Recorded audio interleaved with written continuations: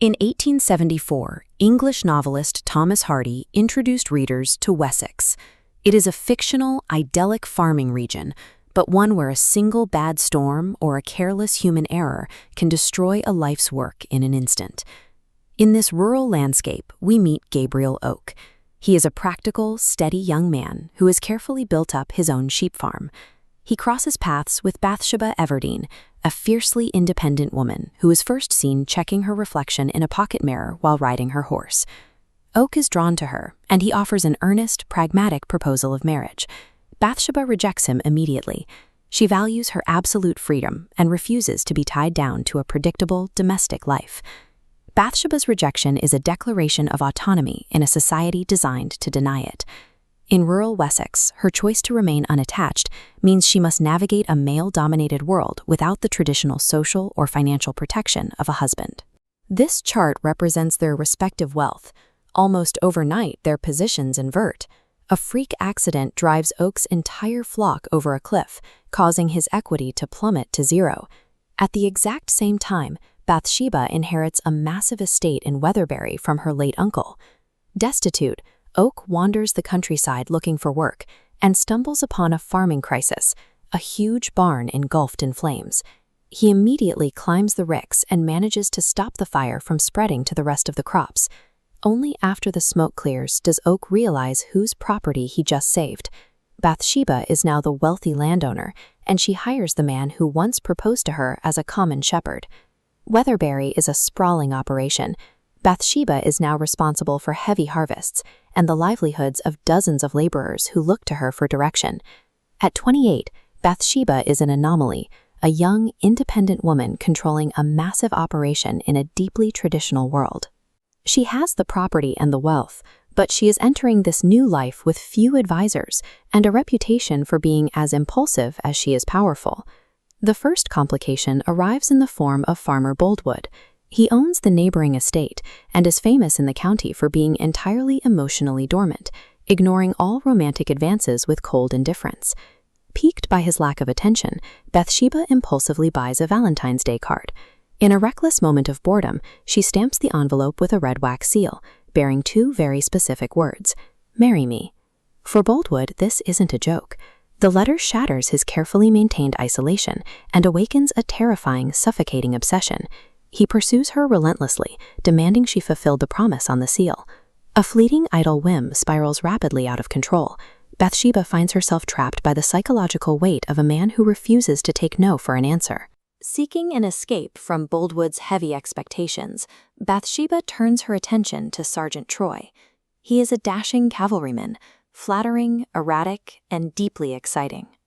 Troy corners her in a hollow of ferns and puts on a mesmerizing display of swordsmanship. He swings the live blade just inches from her body, slicing the tops off the plants around her.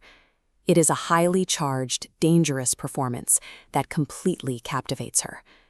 Gabriel Oak warns her that Troy is untrustworthy, but Bathsheba ignores the advice.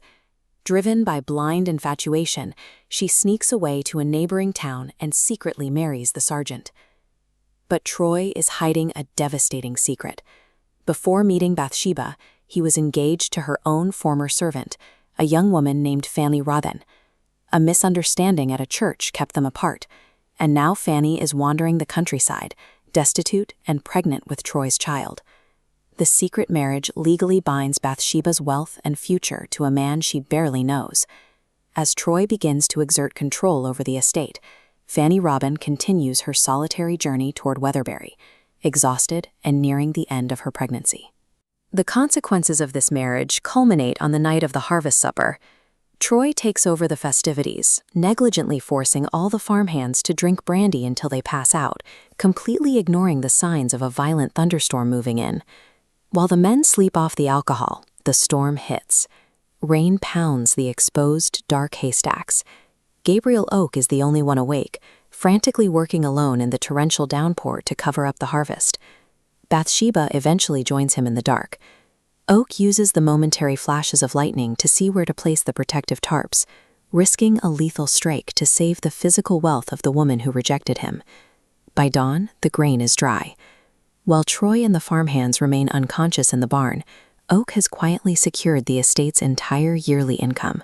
He has proven that his steady competence is the only thing standing between Bathsheba and financial ruin. The environmental storm passes, but the human wreckage finally arrives. Fanny Robin perishes in a local workhouse, and local workers deliver her simple wooden coffin to the parlor of Weatherbury Farm. Rumors have been swirling about Troy's connection to the dead girl. Alone in the dead of night, agonizing over the truth, Bathsheba takes a screwdriver and forces the coffin lid open. Inside, she finds exactly what she feared.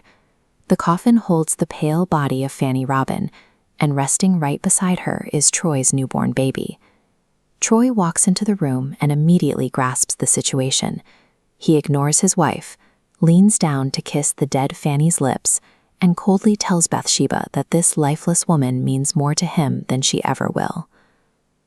Bathsheba's sanity, Boldwood's obsession, and Troy's superficial charm bring nothing but death and heartbreak to Weatherbury. When the destructive passions finally burn themselves out, it is only the quiet, steadfast loyalty of Gabriel Oak that remains standing.